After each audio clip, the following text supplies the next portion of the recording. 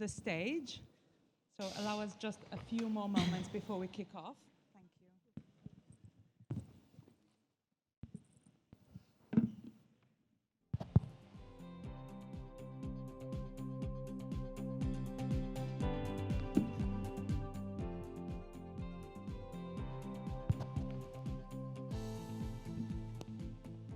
Good morning and welcome.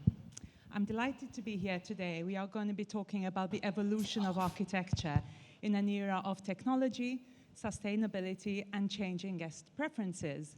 I'm delighted to be sharing the stage with a very experienced and equally passionate team of industry peers. So perhaps before we dive into our subject matter, we can do a quick round of introductions. Sophie, do you want to kick us off? Sure. Firstly, thank you so much for having me. I represent Spectrum. Spectrum is a fully integrated architectural company based in Tbilisi, Georgia, operating globally. We have recently opened an office in Dubai. We are quite new in the market, but we are having a bunch of interesting projects all around the world, whether it's a residential or commercial, and certainly hospitality. Actually, creating healthy environments is our credo, so discussing all these topics is really what we are passionate about. Great, thank you. I'm Shrikant from AtmosphereCore. We are a hospitality company operating a few resorts in the Maldives. I'm the Deputy Managing Director, and I look after investment and strategy for the group. Hi, I'm Denis Sorin. I'm representing AMSA Hospitality. We are based in Riyadh, Saudi Arabia, and we are developing hotels and also a new brand that will go globally eventually. It's working. I'm the architecture director for SSH. We have offices here in the UAE. We deliver multidisciplinary services. We're architects, designers, and engineers. We've delivered hospitality projects both in the UAE and are currently working on many of the giga projects currently happening in both Ruel Medina and Diriyah Gate.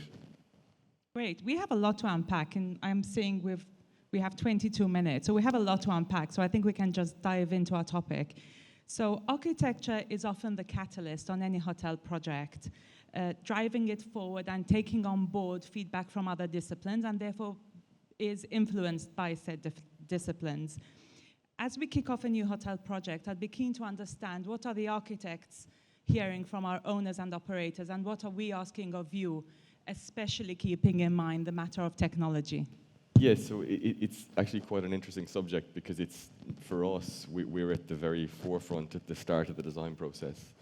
I think when we talk about technology and the process of how it works, it's not always about the end product, it's about how you get there. I think as designers, the design process for us has never been as intimate between owners and operators. So with our clients, the engagement, the amount of communications, but it's also how we go through the process with technology, how we work on BIM models together, how we share information. It's definitely reduced the amount of risk going forward for particularly owners and operators. They know what they're getting, there's price certainty. Quantities are all there, so we work hand in hand with QSs. So I think at the forefront about how we deliver these projects, I think the amount of information we're producing as designers, the level of information we're providing owners is really useful in terms of how we design their hotels with them. They've never been as involved in the design process as they are today. And it's actually great to see that when these projects are built, there's no surprises. They see all the spaces put together that they've helped design themselves. I think when you start moving forward from the process, I think technology for us, I think, you know, when we started, even when SSH designed our first Hilton with you, Elyza, it started to look at how we could automate or change different ways we designed hotels. I think that's definitely evolved over the last 5-10 years for sure. I think as designers, though, what we try and build in is flexibility with how we design.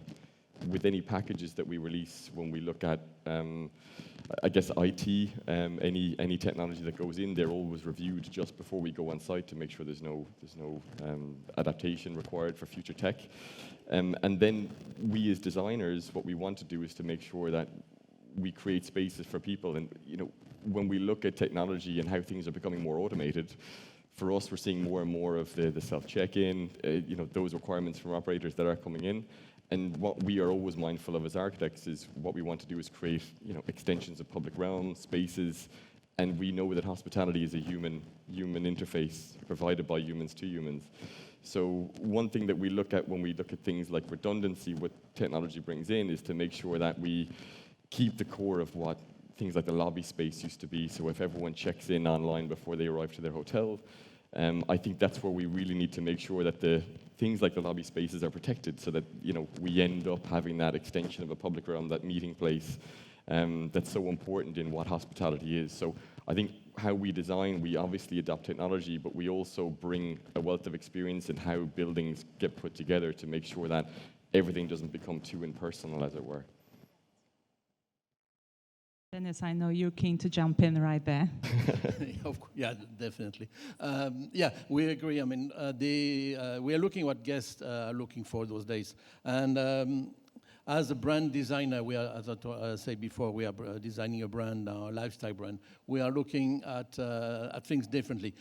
True, our hotel, our next hotel that we'll hopefully launch at the end of next year, will be 100% technology-oriented. That means that from check-in to check-out to buying online. I mean, you'll be able to buy everything online through an application. At the end of the day, as you say, hospitality is about people, and people are very important. So instead of having like a traditional hotels where you have a front desk, and behind the front desk you have mostly a computer, and when you check in, you're mostly looking at the computer. And I know all international brands are working on having guests and the staff having eye contact with the guests, but it doesn't work most of the time. We are removing that. We are removing that barrier. And what we want to achieve is actually the opposite. We want people in the lobby. We want people to take care of the guests in the lobby and forget about technology. So technology is behind everything we do. Everything that we think of is done based on technology, but people are more important. And so we are freeing the guest, the employee, to take care of the guest and not taking care of his computer. So the computers, everybody will have an application on their phone. Employee, guests, everyone. They will communicating through the application. But on a day-to-day basis, they will be working together. Because if you look at the newest generation, you see that newest generation today in the hospitality of today are not talking directly to the hotel staff. They are talking to through application. They rate you through the application. They talk to you through the application. They complain about you through the application, and they're not talking to the guest services. So we are removing this. What we want is people to talk to people and remove the technology through technology. So that means that we have to rethink the way we design hotels. For us, the lobby is the most important part of the hotel. Of course, the room is, but if you pay attention, most people don't stay in the room. They go to the lobby. If they live if the hotel is in the middle of the city, they go visit the city. They eat in a restaurant in the city. So we take all of that into consideration. And we are rethinking the way we are to develop hotels. Sorry. I think being leisure-focused and resort-oriented, lobby really doesn't exist for us. We want greater interaction between our colleagues and our guests and build that sort of human connection. So agree with you that yes, there's a lot more human connection. Technology has to be an enabler of that process, not a hindrance or a barrier. So whatever everyone does to achieve that, I think that's really the objective at the end of the day. Great, so we're saying technology is here, it's here to stay. It's going to become an even more powerful tool as we move forward to support our processes, and be it design and construction related, to support owners with timelines and budgets or operation. But ultimately the business is a business of people serving people, so that is never going to be replaced. Moving on to the topic of sustainability, there is tremendous growth in the region, and the Kingdom of Saudi Arabia is at the forefront. We are seeing awe-inspiring giga-project after giga-project being announced, and some of the world's best architects are coming to this part of the world to have a say in how the future cities in Saudi Arabia are going to be designed and built. With all of this happening, what is the role sustainability plays in this? Yeah, sure. I mean, in terms of sustainability, it's obviously where future tech is going, right? I think what we've seen is a huge increase in the amount of sustainable aspects we bring to projects. I think this has really been led, and you mentioned the giga projects that are happening. It's really down to the more successful ones are the bigger master plans we're working on. So Diriyah, Ruel Medina, where there is a framework in place. There's a mandate there from governments. I think we, at SSH, we have a portfolio of private clients and the public sector clients. Those are the public sector that are mandated to deliver a certain accreditation for each of the buildings that we design.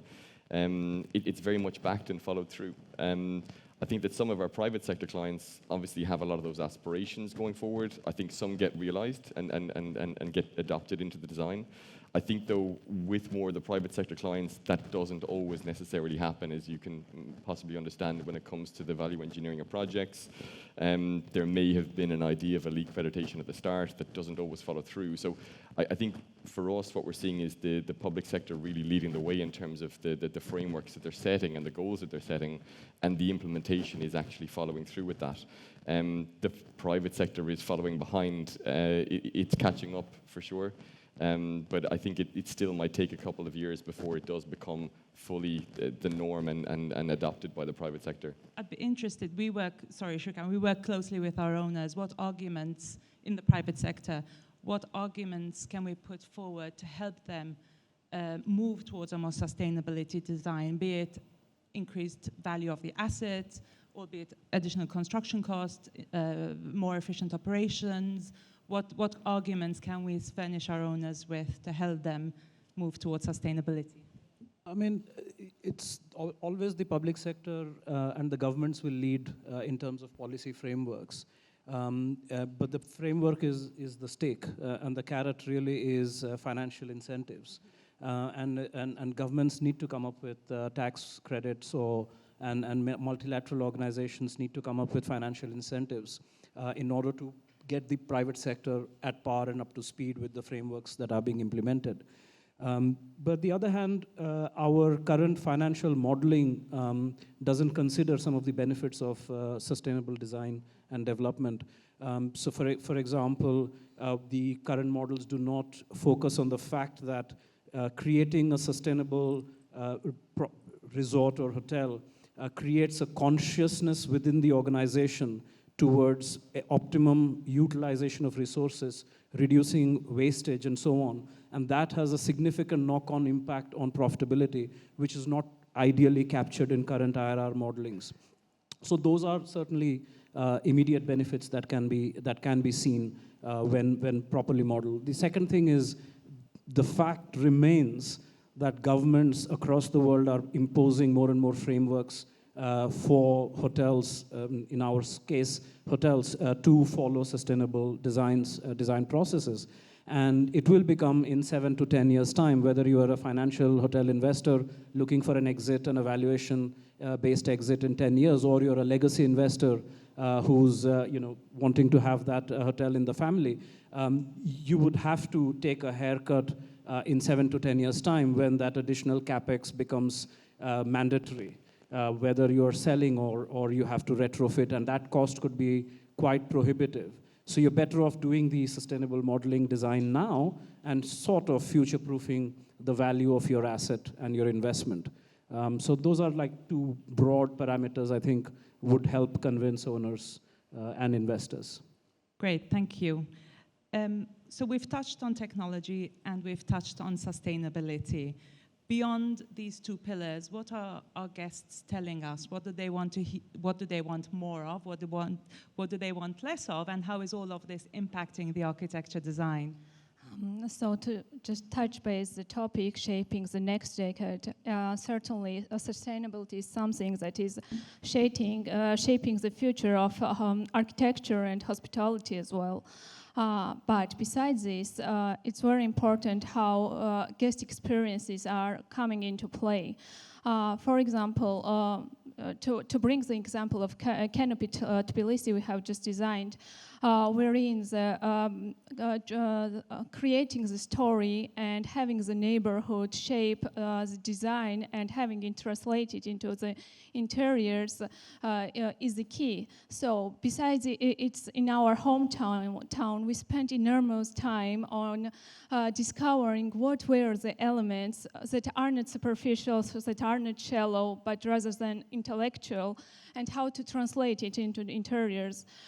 So when we design, we try to model the whole guest journey from the very entrance to every touch point they have, and how to design in a way and what they will feel, what they will experience, to have the memorable and exciting experiences throughout the hotel and throughout their stay. Besides this, one of the shifts that we observe is how luxury is perceived. If previously luxury was creating extensively using exquisite materials, today it's more like creating a bespoke, unique, and contextual environment, and having a big emphasis on the well-being of the human, of the environment, and then bringing biophilic touches into the interiors. Thank you. That's very insightful. Denis, as an operator in Saudi Arabia, what are your guests telling you? I'll go back to sustainability. Actually, if we look at globally after the Booking.com recent study, up to 80% of guests select their hotel based on sustainability. They want a sustainable hotel. So that's what we are working on. We need to address the need of guests. So we go back to what I said earlier to say that they want to have more personal contact. That was different during the time of COVID, of course, but then since after COVID, they changed totally, and they went back even more contact than before, and they want a green hotel.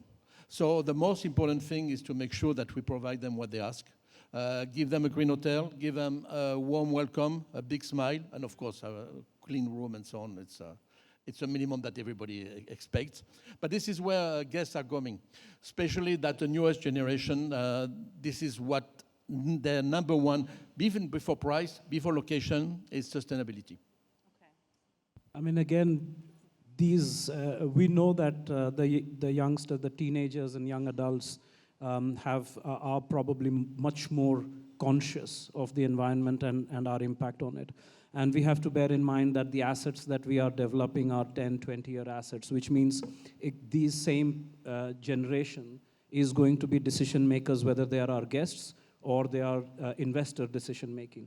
And those decision making will be, there will be certain value-based or value biases on those decision making towards sustainability. So investments into those areas, to me, just make financial sense. Great, thank you. I think we're bang on time. Any final thoughts we want to share with our audience today? I think for me, it's good. Apologies, but His Excellency Sheikh Nayan is about to come in. So sorry for cutting you a little bit short, but you were all fabulous. Thank you so much. Thank you for having us, and wish you all a good day. Please give them a round of applause. Thank you, Elyza. Thank you.